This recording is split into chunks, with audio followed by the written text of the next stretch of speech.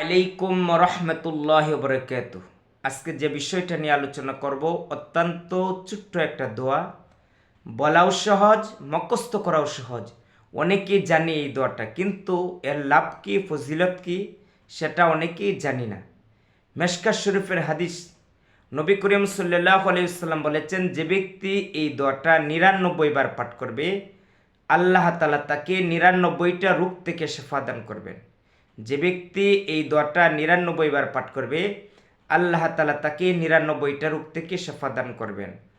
দোয়াটা হলো এই, লা হাওলা ওয়ালা কুওয়াতা ইল্লা বিল্লাহ, লা হাওলা ওয়ালা কুওয়াতা ইল্লা বিল্লাহ, লা হাওলা ওয়ালা কুওয়াতা ইল্লা বিল্লাহ। ৫ ওয়াক্ত নামাজের পর, আগে নামাজ, ৫ ওয়াক্ত নামাজের পর ৯৯ বার করে পড়তে পারেন। পড়লে লাভ, ৯৯টা রোগ থেকে আল্লাহ তাআলা শিফা দান করবেন। সবচেয়ে ছোট্ট যে রোগ সেটা হলো দুশ্চিন্তা এবং দুর্ভাবনা। দুশ্চিন্তা এবং দুর্ভাবনা থেকেও আল্লাহ তাআলা হেফাজত করবেন, শিফা দান করবেন।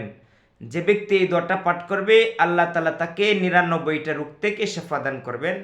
আল্লাহ তাআলা আমাদেরকে আমল করার তৌফিক দান করুক।